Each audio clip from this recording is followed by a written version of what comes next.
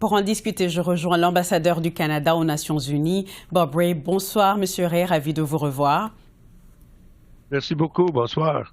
Alors, commençons avec les frappes israéliennes. On parle de près de 500 morts au Liban, dont des enfants. Le bilan continue de s'alourdir. Vous avez appelé à une désescalade de la violence. Est-ce que le Canada peut contribuer à une désescalade entre Israël et le Hezbollah? Oui, écoute, nous sommes en train de parler, comme beaucoup d'autres pays, naturellement les Américains, tous les pays européens sont également préoccupés par la situation. Je suis certain qu'il y aura beaucoup parmi nous qui vont parler aux deux côtés. C'est ce que nous devons faire, c'est ce que nous devons continuer de faire. Le principe pour nous, c'est que une escalade n'aidera pas Israël. Ça va pas garantir la sécurité d'Israël. Il faut trouver d'autres solutions. Et c'est facile à dire, mais c'est pas facile à faire. Mais il faut continuer de faire un grand effort parce que autrement, nous verrons la possibilité d'une crise même plus sérieuse que celle de hier soir. Naturellement, quand vous avez des enfants, des femmes, des gens qui travaillent dans la communauté qui sont en danger ou qui ont été tués hier soir, c'est terrible. Et nous devons reconnaître la nécessité d'agir contre une escalade comme on est en train de voir. Alors aujourd'hui, le NPD a demandé au gouvernement d'accorder le statut d'État au territoire palestinien. Plus de 140 pays l'ont déjà fait. La ministre Mélanie Joly a dit aujourd'hui que le Canada reconnaîtrait un État palestinien. En tout cas, elle a réitéré ce changement de politique canadienne. Et ça serait au bon moment, dit-elle. Quand sera le bon moment? Eh bien, d'abord, je crois que Mme Joly a dit clairement que nous sommes en faveur de la création d'un État palestinien. Mais franchement, cet État n'est pas encore là. Il faut qu'on réagisse d'une façon réaliste à la situation à présent.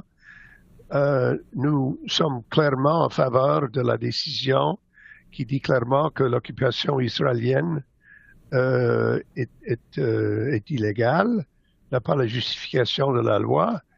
Mais en même temps, nous devons reconnaître qu'il y a des choses à discuter avec les Palestiniens et il y a des choses à discuter avec d'autres pays avec lesquels nous travaillons de près. La France, le Royaume-Uni, beaucoup de pays européens, l'Australie, parmi d'autres.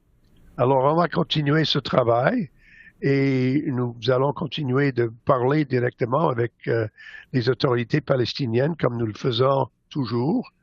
Et je crois que ça va aider à créer un degré de certitude de la situation.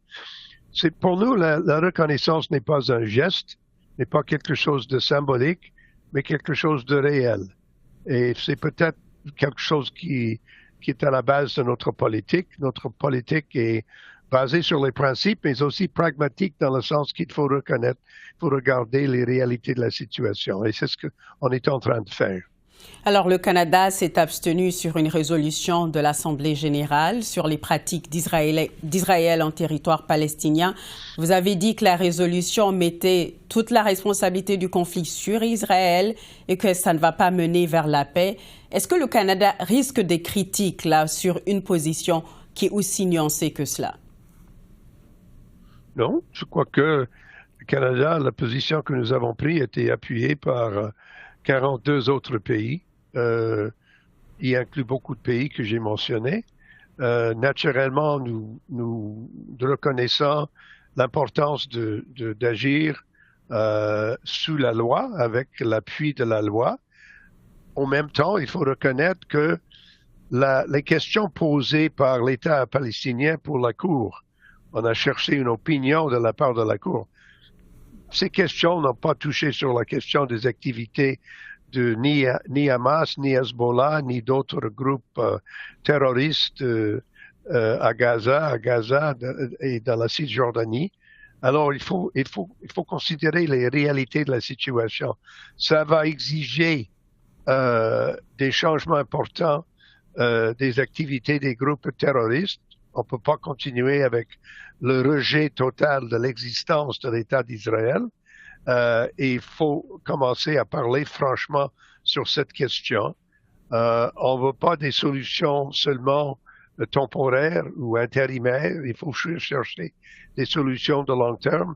Et ça va exiger la reconnaissance de l'État d'Israël et le droit d'Israël d'exister. Et jusqu'à maintenant, on ne le voit pas. L'autorité palestinienne a accepté, mais l'autorité palestinienne, le Fatah, a signé un accord avec Hamas, avec l'appui de la Chine. Alors, il faut regarder en réalité la situation. Et c'est pourquoi nous disons clairement, oui, on est en faveur de la création d'un État. Nous appuyons cette création d'un État, mais il faut que ce soit sous la loi et sous la reconnaissance de la dignité et de la réalité de l'État d'Israël. Et c'est tellement important qu'on regarde de près ces questions parce qu'on ne peut pas entrer dans des discussions sans avoir un sens des conséquences de nos décisions. Bob Ray, je vous remercie. Merci beaucoup. Pour un plaisir de vous voir.